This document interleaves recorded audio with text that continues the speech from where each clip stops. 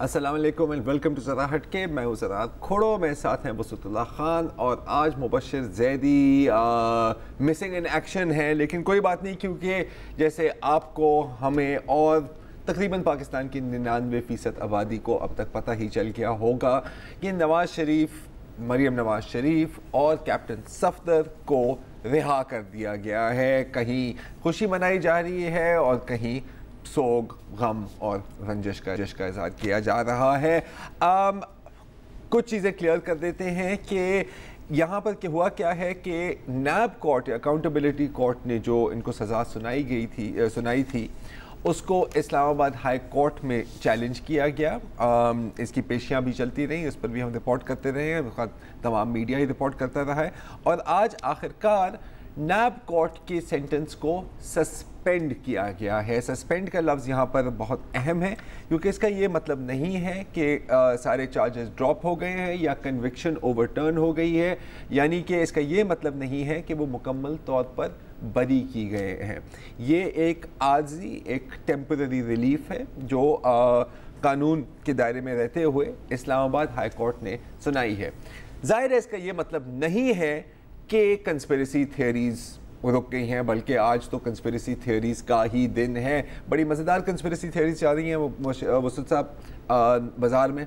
एक तो ये है, आप देखें कि हो क्या रहा है, इमरान खान किधर है।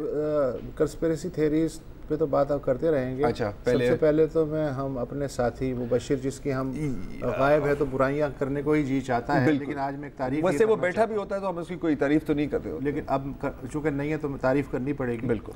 मंडे को मुबश्शिर ज़ैदी, जिनकी कानून पे और अदालती रिपोर्टिंग पे गहरी नज़र है और तजर्बा है, उन्होंने कह दिया था कि यार ये केस जिस तरह के दलाइल दे रहे हैं ना नैब वाले, ये नहीं बैठ, ये फैसला जो है ये, और हम कह रहे थे तो तुम्हें क्या पता है यार ऐसे तो हो ही नहीं सकता। तो आज अगर मुबश्शिर तुम नहीं सुन रहे हो तो हम माजरत खां हैं कि हम गलत थे।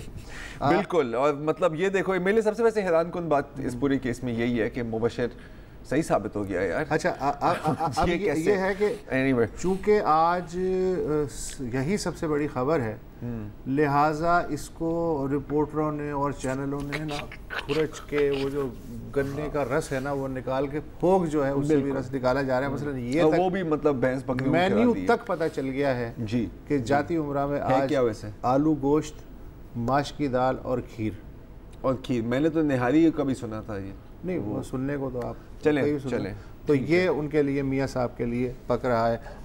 अच्छा, आपने जो फरमाया कि ये सिर्फ एक थोड़ा सा रिलीफ है, इसको ये नहीं समझना चाहिए कि वो बरी हो गए या कोई और फैसला है। हो सकता है कि जैसे एक अली चुगताई एक वकील हैं, जी बिल्कुल, हाँ, उनके बकौल अदालत ने असल में ये नुक्ता मद्देनज़र रखा है ये रिलीफ देते हुए कि नैब ने इस केस में ज़्यादातर जो इन्हिसार है वो प्राइमरी सबूतों की बजाय सेकेंडरी एविडेंस पे किया है, लेकिन ये नहीं कहा जा सकता कि इसका हतमी फैसला क्या होगा, क्या वो बरी हो जाएंगे या नहीं हो जाएंगे। अच्छा, अभी तक तो वसत भाई शॉर्ट ऑर्डर ही आया है, हाँ ठीक है, तो अब बात हो रही है कि जी नैब भी इसको अपील करेगा और ज़ाहिर है अपील करेगी, लेकिन अपील तो होगी जब डिटेल्ड जजमेंट इसकी आएगी और उस पर गौर किया जाएगा और फिर किया जाएगा। लेकिन अगर नैब ने वही कारकर्दगी दिखाई जो अब तक दिखाई है तो फिर ये शायद अपील का। अच्छा, एक मुझे तबसरा अच्छा लगा, हमारी जो साथी हैं आरफा नूर जी,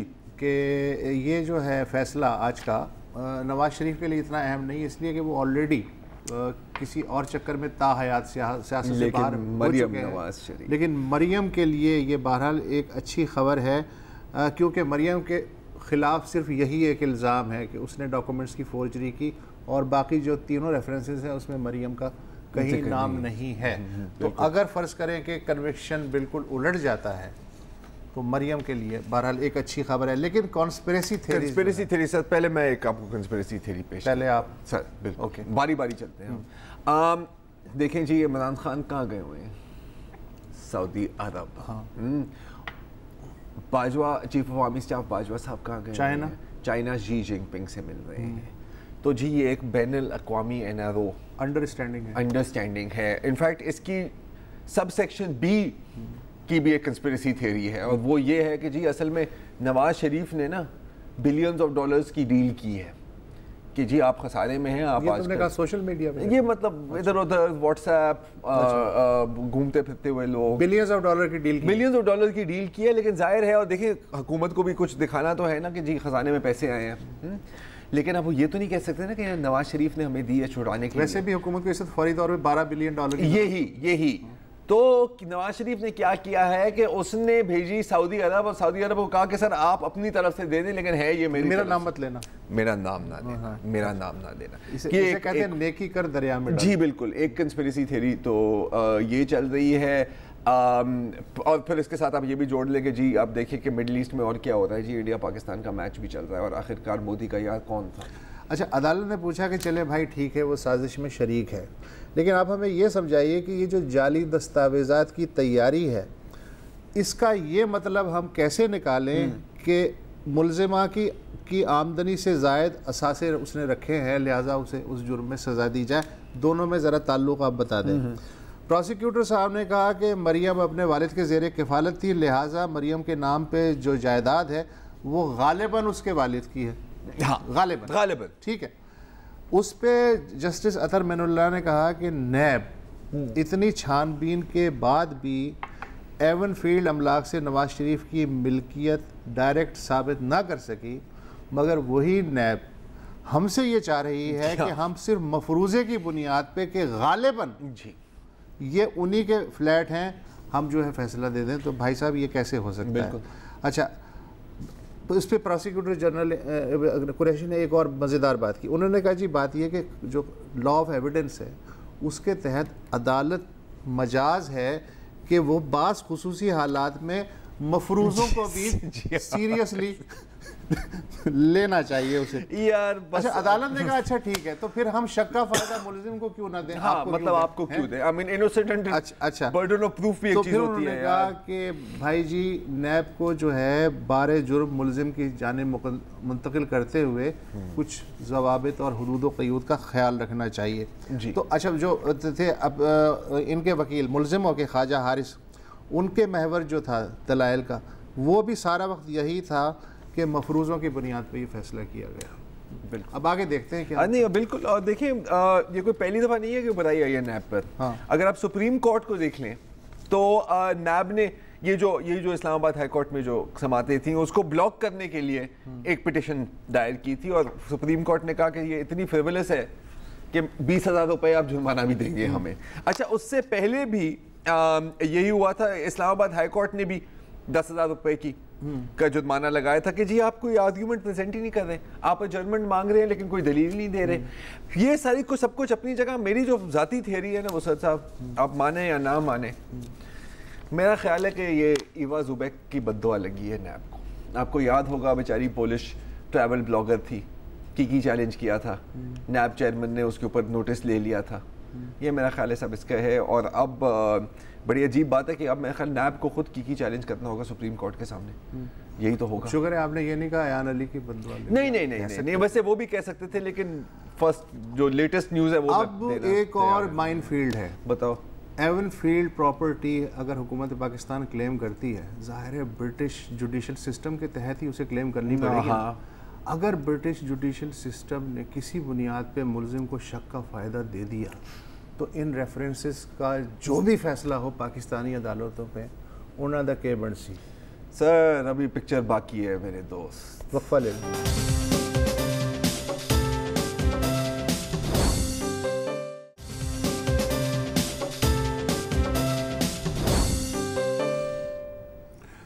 वेलकम बैक। एक पुराना वाक़या मुझे याद आ गया, 2010 सितंबर का है। मैं ठट्टा में रिपोर्टिंग कर रहा था, सैलाब आया हुआ था और हज़ारों लोग नकल मकानी कर रहे थे। एक जो लोकल आदमी था, मैंने उससे पूछा कि ये जो बंद है सामने ये कितना मज़बूत है। उसने कहा जब तक सैलाब इससे नहीं टकराता तब तक ये बहुत मज़बूत है। मुझे ये कहानी इसलिए याद आई कि बाज़ औक़ात छोटे छोटे वाक़यात होते हैं जो अचानक रियासती इदारों के जिस्म से जो चादर है वो खींच लेते हैं, सब कुछ एक्सपोज हो जाता है, जो सब अच्छा है वो सब बुरे में तब्दील हो जाता है। छोटे छोटे वाक़यात से हमें पता चलता है कि बज़ाहिर देखने में हमारे रियासती इदारे कितने आलीशान और ताकतवर और शानदार हैं और हमें उन पे एतमाद है, लेकिन जब छोटी सी भी आजमाइश आती है तो वो इस तरह बिखरते हैं कि आदमी सजदा रह जाता है, सकता हो जाता है, बस नहीं चलता कि अपने आप को मार ले, उनका गिरेबान पकड़ ले, ज़मीन फट जाए, कुछ समझ में नहीं आता। ये तमहीद मैं इसलिए मान रहा हूँ कि एक छोटा सा वाक़या मैं आपको सुनाना चाहता हूँ। ज़्यादा दिन पहले का नहीं, सिर्फ 1 महीने पहले का है। 13 अगस्त 2018 को यहाँ कराची में एक म्यूज़िक कॉन्सर्ट हो रहा था स्ट्रिंग ग्रुप का। तो फैमिलीज़ का शो था, तो फैमिलीज़ जा रही थी उस कॉन्सर्ट में। एक फैमिली जिसमें मियाँ बीवी और 2 उनकी बच्चियाँ, वो भी गाड़ी में सवार जा रहे थे। अचानक एक ट्रैफिक सिग्नल पे उनकी गाड़ी रुकी तो एक नौजवान, जैसा कि कराची में होता है, पिस्तौल लेके उसने नॉक किया ड्राइविंग सीट पे। तो इन्होंने कहा क्या, इन्होंने अपना बटवा वगैरह दे दिया और उसके बाद वो पीछे गया और इस दौरान आवाज़ आई फायरिंग की। पहले तो इन्हें कुछ एहसास नहीं हुआ।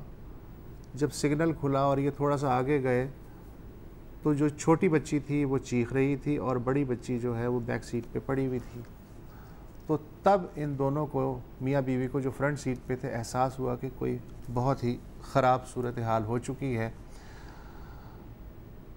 अस्पताल की तरफ गाड़ी भगाई गई। अस्पताल के अंदर जब ये लोग पहुँचे, नाम लेने में कोई हर्ज नहीं है, नेशनल मेडिकल सेंटर।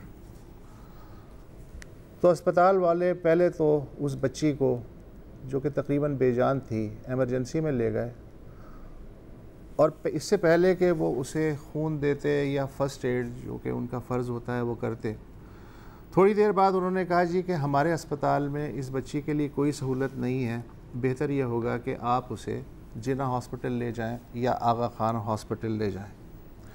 ज़ाहिर है कि वालिदैन जो पैनिक होते हैं, जिनके हाथ पांव फूले होते हैं, जो बिल्कुल ब्लैंक होते हैं, जब वो ऐसा सवाल, ऐसी बात सुन लें तो उनकी समझ में नहीं आता कि क्या करें, और टाइम गुज़रता जा रहा है। इसमें सबसे इम्पॉर्टेंट बात ये है, ये बहरहाल किसी ना किसी तरह अमन फाउंडेशन वालों को फ़ोन करते हैं।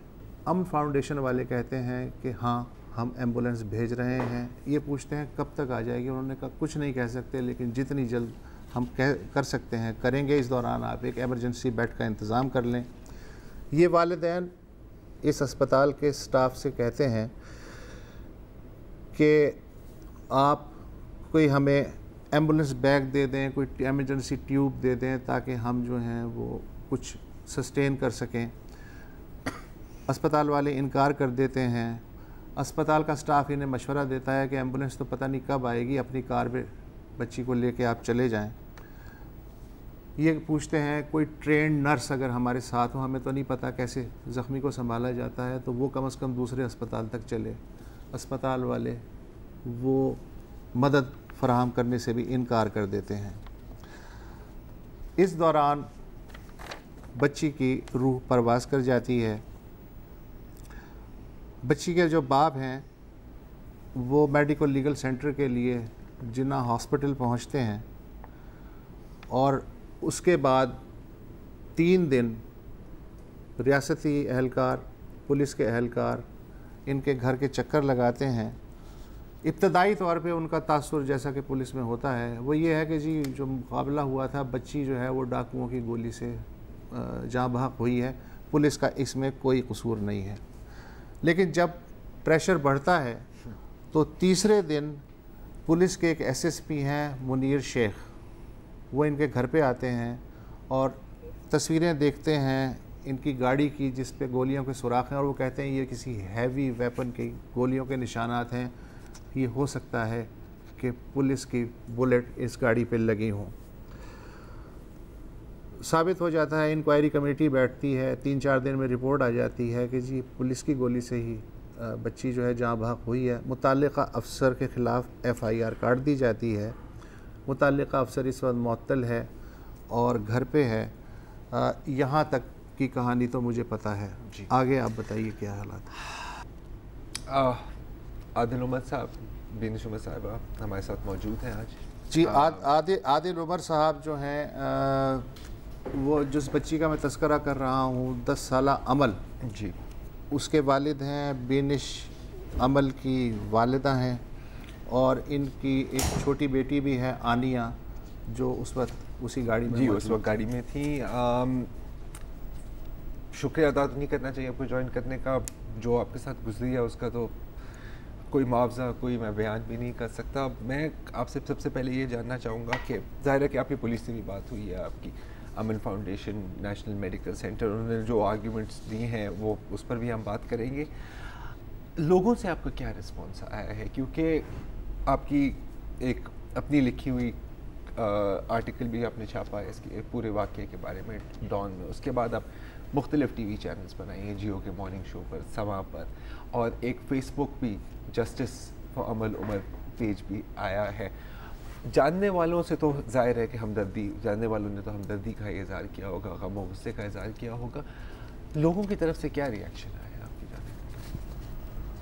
लोगों की तरफ से जी बहुत कंसर्न, बहुत ज़्यादा प्यार, बहुत सारी दुआएं, और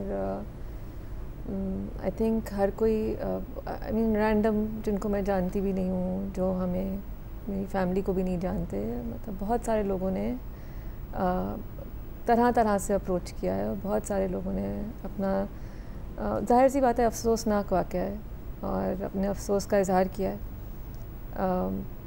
मेरे ख़्याल से हमारे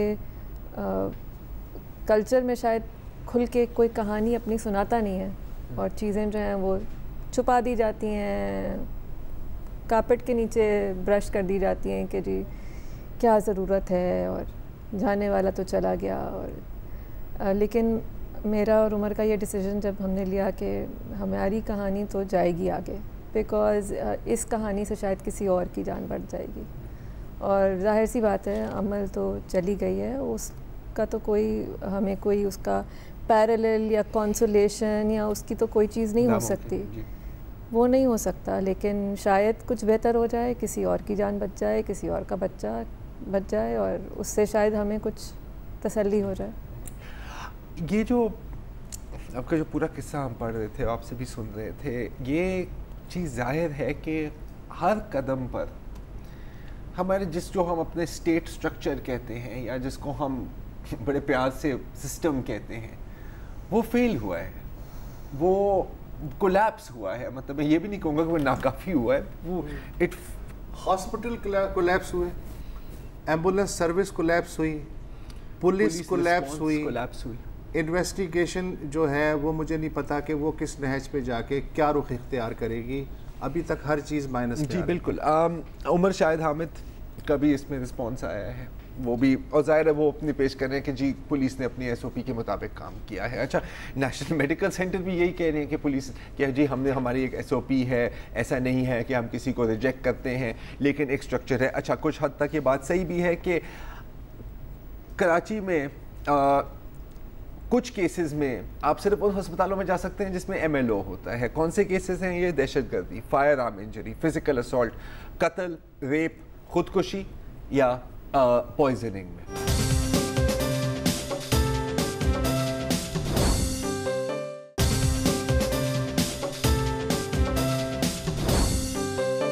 आप हम जो भी बातें करते रहें उनकी कोई इस वक्त हैसियत नहीं है। आप बताइए कि क्या क्या इस चेन में अगर फेल ना होता तो आज हम यहाँ बैठे हुए ये गुफ्तगू ना कर रहे होते।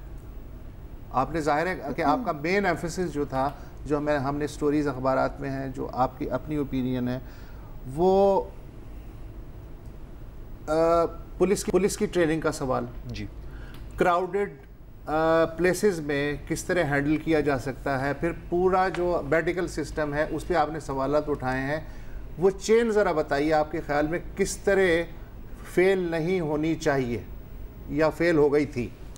लेकिन जी सबसे पहले पुलिस ने जो रिस्पांस दिया है वो इसको एनकाउंटर कह रहे हैं। ठीक है। और समहाउ पुलिस का हमेशा एसोसिएशन बंदूक से इनकाउंटर से होती है। Policing a situation doesn't mean कि हम फायर एक्सचेंज करें जी।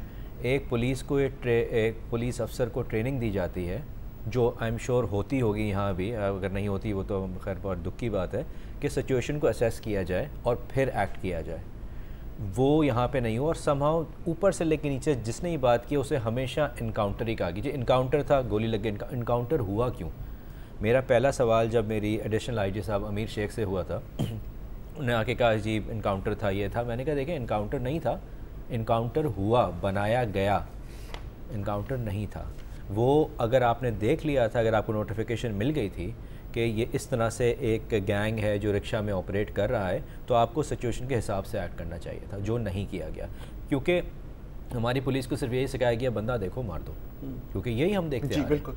तो क्योंकि बंदा देखो मार दो, बंदूक थी मार दो, मार दिया, किसी और को लग गई, कोई बात नहीं लग गई, भले एक गोली से मरे या साथ से कोलैटरल डैमेज। कोलैटरल डैमेज, तो कोलैटरल डैमेज में उन्होंने कि एक ने बोला, दूसरे ने बोला, तीसरे ने, शुरू में उधर डाकू ने मारी, कहीं पे रिपोर्ट आ गई जी रेजिस्ट किया था जी। कोई ऐसी चीज़ नहीं हुई थी, क्योंकि तो सबसे पहले तो वहाँ हम फेल कर गए ना हम लोग। तो बहुत ही बड़ा फेलियर है, जिसकी वजह से बाकी इदारे की भी हेजिटेशन जो है वो इसी वजह से है कि जी पुलिस केस। वजह यह है कि police becomes this issue, this monster कि पुलिस केस बन जाएगा, पुलिस थाने से 100 मीटर बाहर ये हो रहा है। ठीक है, पहली बात किसी की हिम्मत कैसे हो सकती है कि 100 मीटर बाहर, 100 मीटर के आगे ये काम करें। इत्तेहाद के सिग्नल पे आप मुझे बताएं, इस फ्लोर पे शायद 70% लोग होंगे जो अगर वहाँ से गुजरे तो वो लूटे गए होंगे। इत्तेहाद के सिग्नल पे ना लाइट्स लगी हुई हैं, ना कैमरा लगा हुआ है। कैमरा CCTV फुटेज एक आपके पास आई, दूसरा अवेलेबल नहीं था जी, उसकी लाइट इतनी ख़राब थी।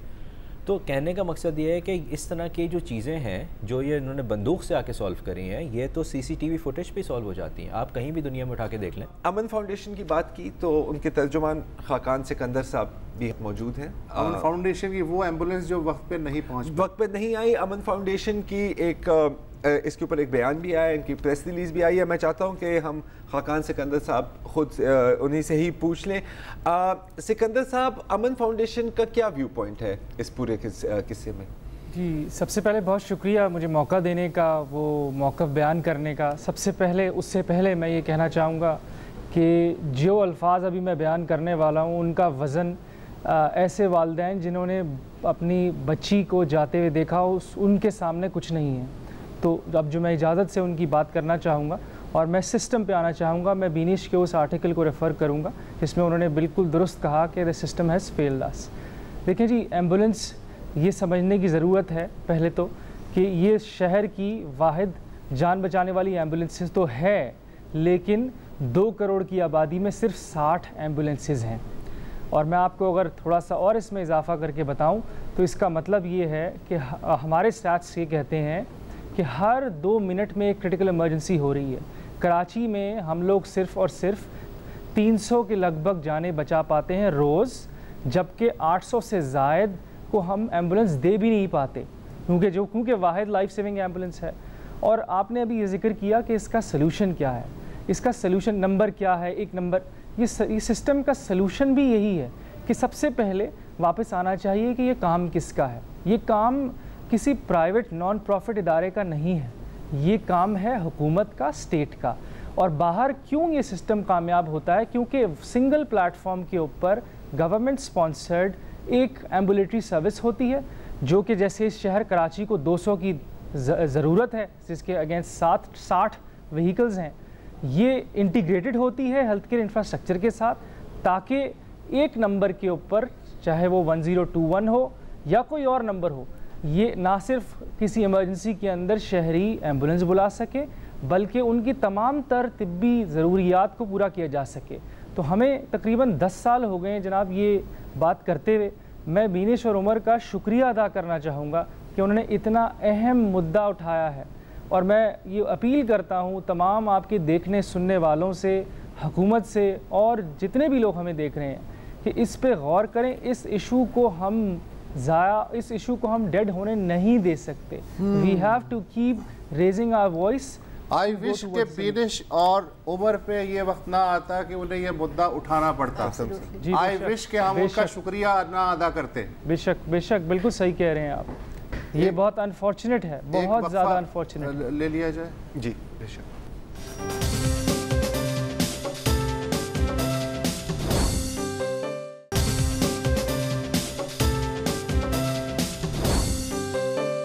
वेलकम बैक जी। बीनी साहिबा, ब्रेक में आप जिक्र कर रही थी कि 2014 का एक कानून है जिसके तहत आप कुछ बता रही थी। जी, it's the sin injured persons medical act of 2014, जिसके अंदर जो इतनी मेरी अंडरस्टैंडिंग है और जितना मुझे समझ में आया है इसको पढ़ने के बाद, कि हर हॉस्पिटल जिसमें इमरजेंसी है वो कंपेल्ड है कि वो फर्स्ट एड प्रोवाइड करे, किसी भी इंजरी हो, चाहे वो MLO केस हो चाहे ना हो। जी। खाकान सिकंदर साहब, शो से पहले आपने भी इसी कानून का जिक्र किया था, लेकिन आपने ये भी कहा था कि इसके अंदर कुछ ऐसी शिकें भी हैं जिससे फिर अस्पताल के लिए ही मसला बन जाता है। थोड़े से अगर आप एक्सप्लेन कर सकें। जी जी ज़रूर, मैं कोशिश ज़रूर करता हूँ। बिल्कुल बीनिश ने सही लॉ की बात की है। इसमें क्लॉज नंबर 6 ये कहता है कि जब पेशेंट किसी हॉस्पिटल ने रिसीव किया है क्रिटिकल कंडीशन में, तो उसको एक स्टेबल करना, फिर अगले अस्पताल से कोऑर्डिनेट करना, और पेशेंट हिस्ट्री, मतलब ये कि उसकी जो भी क्रिटिकलिटी है उसको पेशेंट हिस्ट्री को डिलीवर करना अगले रेसिपिएंट हॉस्पिटल के बाद, ये इंतज़ाम देखते हुए कि वेंटिलेटर और ICU जिसमें जो बेड का बार बार जिक्र हो रहा है, ये असल में वेंटिलेटर की बात हो रही है। ये लॉ क्लियरली स्टेट करता है कि रेसिपिएंट हॉस्पिटल और सेंडिंग हॉस्पिटल के बीच में कोऑर्डिनेशन होना ये लाजिम है। इससे अगर ये ऐसा नहीं हो तो ये एक्चुअली मेंशन करता है कि ये मना है किसी एम्बुलेटरी सर्विस के लिए कि उस पेशेंट को रोड पे निकाला जाए, बिकॉज बाय डूइंग दैट आप उसकी ज़िंदगी को फर्दर रिस्क कर रहे होते हैं। लेकिन जैसे मैंने कहा कि ये कानून बहुत अच्छे हैं कागज़ पे, इनकी इन्फोर्समेंट होती नहीं है, और उसकी इन्फोर्समेंट इसलिए नहीं होती क्योंकि हम एक इंटीग्रेटेड हेल्थ केयर सेटअप के अंदर हैं नहीं, जो कि सिर्फ़ और सिर्फ गवर्नमेंट की ताउन के साथ हो सकता है। हम लोग यहाँ पर 10 साल से सर्विस कर रहे हैं, इसको कोशिश कर रहे हैं। हम सबको बल्कि मिलकर मैं ये दावत देना चाहूँगा कि हमें इसी लॉ के तहत ना सिर्फ इसकी इम्प्लीमेंटेशन बल्कि इसको एज अ कैटलिस्ट इस्तेमाल करना चाहिए, ताकि हम एक एम्बुलेटरी सर्विस जो कि सिंगल प्लेटफॉर्म पे हो, integrated with the health care setup ensure करें, और फिर ये मसले को और इस तरह से जितनी भी ये जाने अलगनाक सूरत हाल ये है कि 2.5 करोड़ का ये शहर है, इसमें जो सरकारी हॉस्पिटल हैं बड़े, जो हर तरह की एमरजेंसी को कैटर करने का क्लेम करते हैं और रिसोर्सेज भी हैं उनके पास, 4 हैं। चार सोचो 2.5 करोड़ के लिए। अच्छा चलिए कोई बात नहीं, आपने प्राइवेट सेक्टर को दे दिया कि भाई हम नहीं कर सकते, आप करें। प्राइवेट सेक्टर का ये आलम है कि इस शहर में इस बात का चांस ज़्यादा है कि मैं अभी इसके डॉन चैनल के गेट से बाहर निकलूं और मुझे डायमंड मिल जाए, इस बात का चांस कम है कि मुझे वेंटिलेटर मिल जाए जब मुझे ज़रूरत। सही बात सर। रात गए अगर आपको ऑक्सीजन की भी ज़रूरत हो तो कभी देखेंगे क्या। I'd like to jump here, मेरे पास कुछ स्टैट्स हैं जी इस हवाले से जो अभी बात की है। वेंटिलेटर की आपने बात की, आप बिल्कुल सही कह रहे हैं। पूरे कराची शहर में सिर्फ 150 से 200 वेंटिलेटर्स मौजूद हैं, जबकि रिक्वायरमेंट कम से कम 2000 की है। आप अंदाज़ा करें। तौबा मेरी। बीनिश आदिल, सिंध हुकूमत ने भी आपसे रुजू किया है, मैं ख्याल मुर्तज़ा वहाब साहब ने भी आपसे मिले हैं और शायद वज़ीर आला से भी आपकी मुलाकात हुई है। आपका क्या इम्प्रेशन है कि ये खानापुरी थी या एक्चुअली आपका ख्याल है कि वो कुछ करना चाह रहे हैं, वो जो इतनी दहाइयों में काम नहीं हुआ? आप उनसे क्या क्या क्या मांगे? देखिए, गेस वर्क तो हम नहीं कर सकते कि ये खानापुरी थी या क्या था, बट अगर मुझे लगता है, मेरा सबसे बड़ा फेयर इस वक्त यही है कि ये सब अटेंशन जो हमें मीडिया की तरफ से भी मिल रही है, सपोर्ट मिल रहा है लोगों का, ये अगर फिज़ल आउट हो गया और ये बातें सिर्फ लिप सर्विस रह गई और सिर्फ बातें रह गई, तो फिर इससे बड़ा फेलियर और भी नहीं हो सकता। तो मुझे ये लगता है कि अगर गवर्नमेंट आ रही है और वो सपोर्ट अपना ऑफ़र कर रही हैं, तो फिर सब्सटेंशियली उनको हमारी मदद भी करनी चाहिए, सब्सटेंशियल रिफॉर्म्स भी करने चाहिए, सब्सटेंशियल मेजर्स भी लेने चाहिए। पुलिस ट्रेनिंग का ये अहवाल है, और चूँकि इमरान खान की हुकूमत है, हो सकता है उनके इल्म में ना हो सकता है वो रिफॉर्म कर लें। पुलिस ट्रेनिंग का ये अहवाल है सिंध की हद तक जो मैं जानता हूँ। अब पता नहीं हालात में बेहतरी आई है या नहीं। जो रिक्रूट होते हैं उनको खाना का प्रॉब्लम है, बेसिकली सोने का प्रॉब्लम है, पैसे दे के हाज़िरी लग जाती है कि आज मैंने ये क्लासेस अटेंड की जी। जो महदूद गोलियां हैं जो ट्रेनिंग के दौरान इस्तेमाल होते हैं निशाना बनाने के लिए, उनका कोटा मुकर्रर है, शायद 20 है 25 है, मुझे नहीं पता, लेकिन एक महदूद कोटा है, उसमें आपने निशाना सीख लिया तो सीख लिया, वरना कोई मसला नहीं है। अच्छा, और फिर उस पूरी ट्रेनिंग में क्राउड में कैसे मैनेज करना है, क्राउड को कैसे डील करना है, क्राउड के अंदर ऑपरेट कैसे करना है अगर क्रिमिनल सामने है, वो मुझे नहीं पता उस ट्रेनिंग की क्या हाल है। ह्यूमन राइट्स लॉ या इस तरह की जो चीज़ें हैं वो कितनी कोर्स में शामिल हैं और सीरियसली पढ़ाई जाती हैं, और बाहर के एक्सपर्टीज़ को किस हद तक बुलाया जाता है उस ट्रेनिंग को इन्हेंस करने के लिए, मुझे नहीं पता, लेकिन हाल बहुत बुरा है। बहुत बुरा है सर। देखिए, आपने बात की अकाउंटेबिलिटी की, 100% आप दुरुस्त फरमा रहे हैं। इसके साथ मैं एक और चीज़ जोड़ना चाहूँगा कि एक्टिविज़म का टाइम भी है, और मेरे लिए ये कहना बहुत आसान है कि हिम्मत ना हारें, क्योंकि मिसालें हैं हमारे सामने हैं। हमारे पास सईदा खातून की मिसाल है, बल्दिया आग की मिसाल है हमारे सामने। 6 साल लग गए, और वो तो कुचले हुए तबके के थे जी, बिल्कुल, मतलब जिनको एक वक्त 2 वक्त की रोटी भी उनको नहीं पता होता कि कल मुझे खाना मिलेगा या नहीं मिलेगा। वो खड़े हो गए, वो साथ मिलकर खड़े हुए। आपके साथ हुआ है ऐसा जो वो हज़ारों के साथ हुआ है।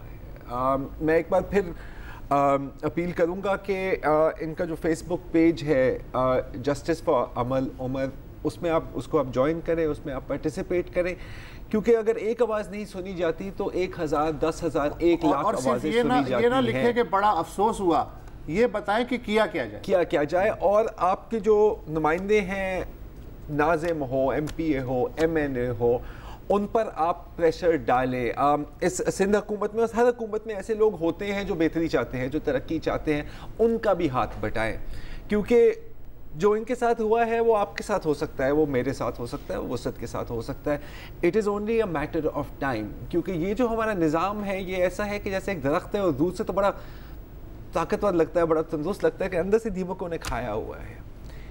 कोई अगर इसके ऊपर हाथ रखे, इसके ऊपर लीन करे, पूरा स्ट्रक्चर ही गिर जाएगा।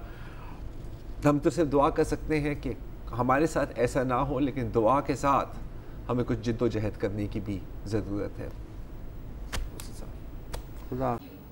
अस्सलाम वालेकुम। अगर आपको हमारे शो पसंद आया है तो प्लीज़ हमारे YouTube चैनल को सब्सक्राइब करें, और अगर मुनासिब समझे तो इस वीडियो को लाइक भी कर लें, तो कोई हर्ज नहीं है, और शेयर भी कर लें और कमेंट भी कर दें, वरना वो सब ऐसे ही लिखते रहेंगे। और ये जो दोनों कह रहे हैं ये कर लें जी प्लीज़, नहीं तो हमें भी घर जाना है, मैं आपके कंप्यूटर में नहीं रहना 24 घंटे। सही बात।